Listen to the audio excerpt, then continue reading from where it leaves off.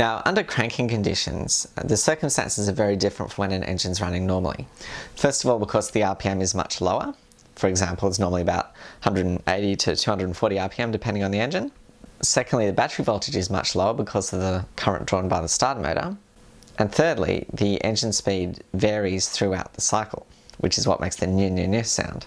Now, modular ECUs determine whether the engine's cranking or if it's in the running condition by comparing the RPM to the RPM cranking threshold. So if the RPM is less than this, then the ECU will deem the engine's in cranking mode, and otherwise it will consider the engine to be running. When the ECU is in cranking mode, the behaviour is different from when it's running normally, and that's what this article is all about. To get an engine to start nicely and reliably, there are a few considerations that we need to think about.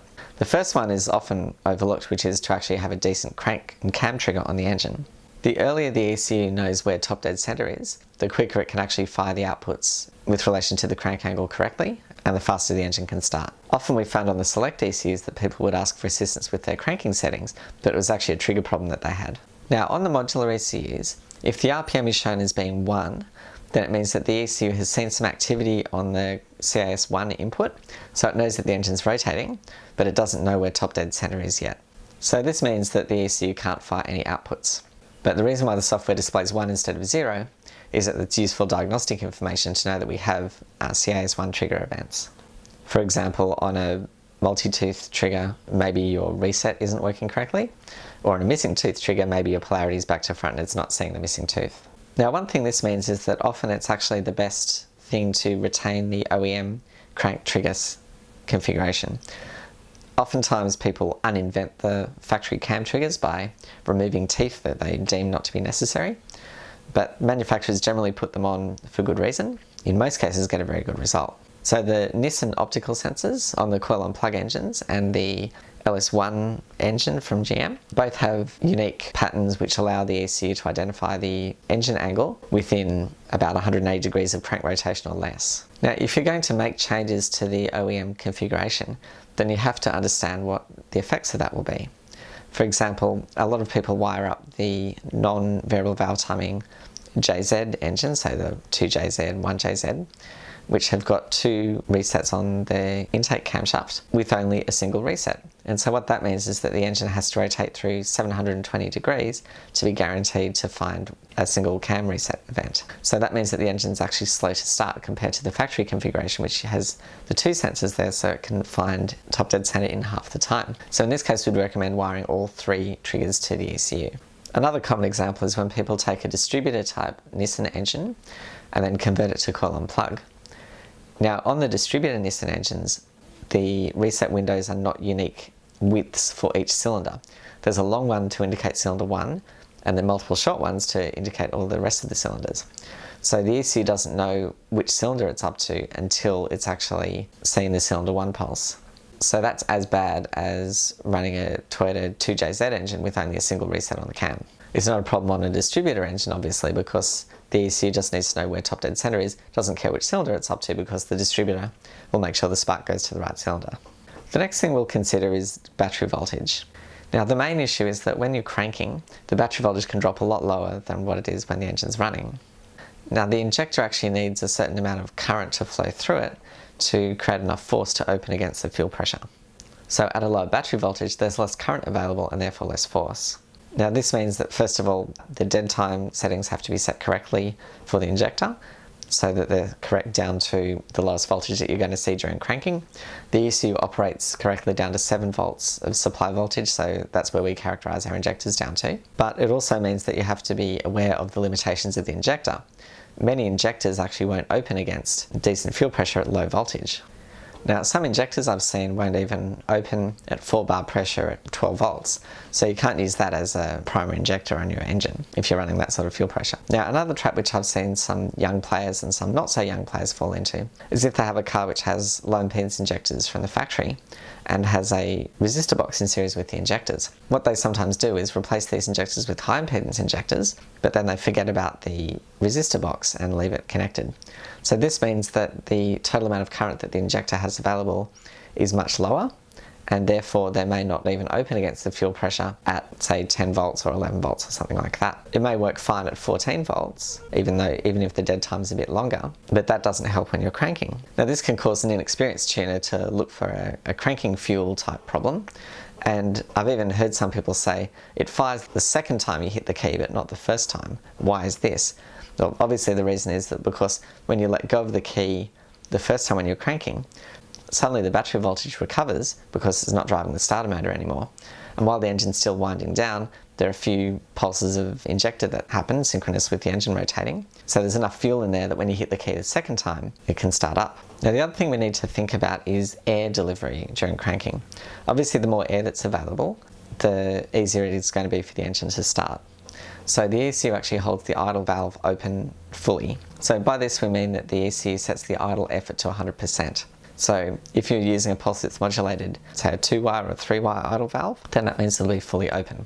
On a stepper motor, the ECU will actually drive the stepper motor fully retracted so that there's the most room for the air to go past the plunger, and this actually has the benefit of homing the stepper motor as well.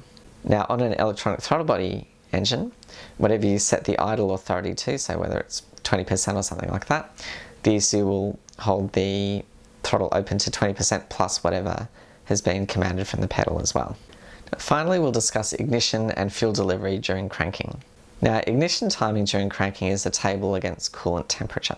Now, one of the things that I mentioned before is that the engine speed actually changes very quickly throughout the cycle as the engine rotates during cranking because of the compression strokes.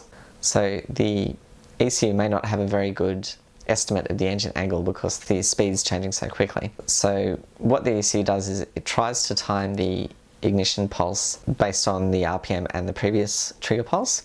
So for example, if you've got a trigger event at 10 degrees before top dead center and you're trying to fire it at 5, then it'll try to time that 5-degree pulse from the 10-degree trigger. But if it gets past the tooth angle and it hasn't actually generated an ignition pulse yet, then it generates one at that point. So in that case, you'll still get the pulse, but it might be a little bit delayed compared to where you commanded it to be. So this means that the pulses can be generated close to top dead center, especially if you have a trigger event that's close to top dead center, which most engines do. Now, most engines are happy to fire at top dead center during cranking, and some are happy to fire a little bit earlier, so for example up to 10 degrees before top dead center. But on some engines, if you fire them that early or too early, then what it can do is it can stall the starter motor. And on some engines I've actually heard of this breaking starter motors off the engine, which is very surprising, but apparently it happens. So before attempting to fire up an engine for the first time, it's a good idea to disable the fuel and crank it and use a timing light to check where the sparks are actually occurring. You can enter negative numbers in this table as well to fire it after top dead center if that's what you need. Now lastly, we come to fuel delivery during cranking. This comes in 2 stages. The first is a prime pulse, which pulses all the injectors at once when the ECU first detects that the engine's rotating. And then secondly, it's the synchronous injection events that happen the same as when the engine's running. The first table we'll look at is the cranking map, which you can find under fuel tuning cranking. This is a simple volumetric efficiency table, or you can change it to be in milliseconds if you prefer, with the x-axis being coolant temperature. This is the volumetric efficiency of the engine during cranking, and often you'd use normal values that you'd see at wide open throttle at that RPM for cranking when the engine's warm, such as 80% or something like that. At lower temperatures, often on petrol or gasoline, depending on your part of the world, you need to enter higher values like 150% or something like that to account for the fact that less of the fuel is actually going to vaporize. On E85 engines, then the percentage needs to be even higher, sometimes 300% or so, because of the lack of vaporization of ethanol. Now, if you have to adjust the number but you're not quite sure which way to go, here's the method that I use to work it out. First of all, if an engine has too little fuel and you think that that might be causing it to take too long to fire up, then if you put in a larger amount of fuel, a bigger number, then it will actually start more quickly. Now, if it's either very rich on post-start, or if it doesn't start but it starts if you hold your foot to the floor and it cuts the injectors, then that indicates that the cranking fuel value is too high. Now, the next thing we'll talk about is the prime gain. The prime gain is a percentage, so if you have a cranking fuel value of 10 milliseconds, for argument's sake, and you enter 50% in your cranking prime gain, then the ECU will deliver a fuel pulse of 5 milliseconds on all the primary injectors when it sees that the engine starts to rotate. This previous example doesn't include dead time, but you can imagine how that would affect the calculation. Now the final tables that we'll discuss are what happens after the engine fires up. These are both in axes of coolant temperature on one axis and time on the other. This is in seconds after the engine starts, so 0 is right when the engine starts and 60 is 1 minute later. Now the first one of these is the post-crank enrichment. The percentages in this table are the additional amount of percentage fuel to inject. And the second one is the post-crank idle up. And this percentage is added to the idle effort, which allows the engine to flare for a little bit, if you like, and clear itself out after the cranking is finished. Now if this percentage is greater than 1%, then it will stop the ECU from going into closed loop idle mode for obvious reasons. And it will also avoid going into overrun fuel cut mode for the same reason. So there are a few variables to get right, but once you do, it's really nice to have an engine that starts like an OEM engine. Thank you very much.